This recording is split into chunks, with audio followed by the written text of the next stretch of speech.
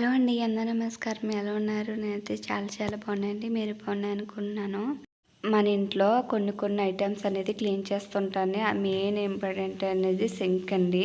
మనం గిన్నెలు గట్రా వాష్ చేస్తుంటాం. నాన్ వెజ్, వెజ్ అనేది వండుకుంటుంటాం కదా, అందువల్ల కదా క్లీన్ చేసుకుంటామండి. అది నీట్గా ఉంటేనే మనకి క్రిములు అనేది లేకుండా మనకి ఆరోగ్యం అనేది బాగుండాలన్నా సింక్ అనేది నీట్గా ఉండాలండి. ఎందుకంటే దానివల్ల జెమ్స్ అనేది మన గిన్నెలోకి వచ్చేస్తే ఇలా గిన్నెలన్నీ వాష్ చేసి పెట్టేసుకున్నానండి. పెట్టేసుకున్నాక సింక్ అనేది ఎలా ఉందో చూద్దరు కానీ మీరే చూడండి. ఈ విధంగా సింక్ అనేది ఈ విధంగా ఉందండి. ఇది ఎలా క్లీన్ చేయాలనేది మీకు చూపిస్తాను. వీడియో ఎక్కడ స్కిప్ చేయకుండా ఫుల్గా చూడండి. నేను ఒక స్పూన్ దాకా సాల్ట్ తీసుకున్నానండి. ఈ సాల్ట్ అంతా సింక్ అంతా వేసుకోవాలి. వేసుకుని మొత్తం స్ప్రెడ్ చేసుకోవాలండి. నేను ఒక స్పూన్ చూపిస్తున్నాను. మీకు ఇంకా పడితే మీరు ఇంకా ఎక్స్ట్రాగా వేసుకోవచ్చు. ఇలా స్పూన్ అంతా నేను సాల్ట్ అనేది వేసుకున్నానండి. ఇప్పుడు నిమ్మ చెక్కలు అనేది మనం వేస్ట్గా పాడేస్తుంటాం కదండి. అలా వేస్ట్గా పాడేయకుండా ఇలాగా మనం నిమ్మ చెక్క అనేది క్లీన్ చేసుకుంటే నిమ్మ చెక్కతోటి మనకి దాని ఉన్న ఏమైనా క్రిములు ఉన్న ఏదన్నా పోతాయండి. ఈ విధంగా నిమ్మ చెక్కతోటి మొత్తం క్లీన్ చేసేసేయాలి. మీరు అలా కాదు అంటే స్క్రబ్బర్ పెట్టైనా క్లీన్ చేసుకోవచ్చండి. నిమ్మ చెక్కను అనేది ఇలా పెట్టి క్లీన్ చేసేస్తున్నాను మొత్తం.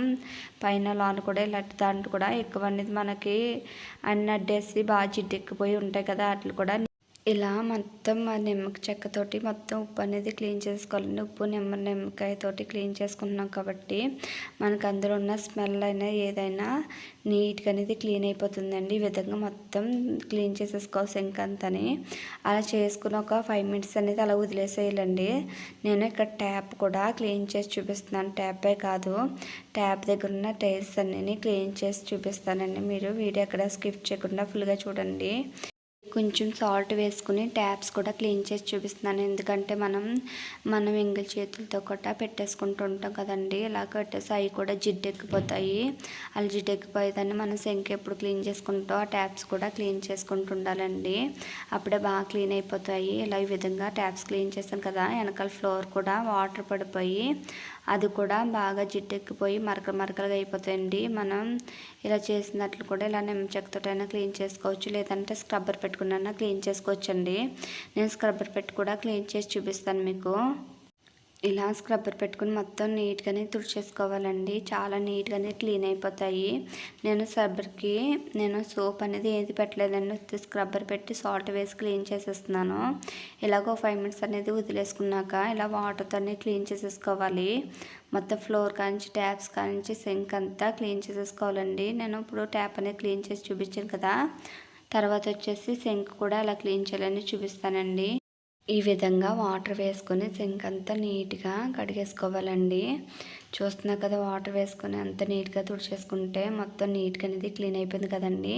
ఈ విధంగా మీరు సామాన్లతో ఉన్నప్పుడైనా చేసుకోవచ్చు, లేదంటే వీక్లీ వన్స్ అయినా ఒకసారి చేసుకోండి. చాలా నీట్గా అయిపోతుంది. అంతేకాకుండా అందులో ఉన్న క్రీములైనా ఏదైనా క్లీన్ అయిపోతుందండి. ఈ విధంగా ఒకసారి ట్రై చేయండి. మనం సామాన్ అన్ని ఇందులో తోముతాం కాబట్టి మన సింక్ అనేది చాలా నీట్గా పెట్టుకోవాలండి.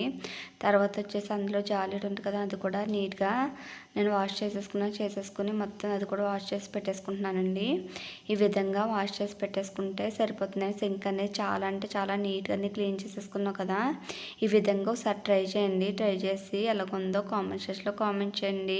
చూడండి ఎంత నీట్గా అనేది అయిపోయిందో. ఈ వీడియో కనుక నచ్చితే సబ్స్క్రైబ్ చేసి లైక్ చేయండి. థ్యాంక్ యూ అండి. Thank you for watching. Bye.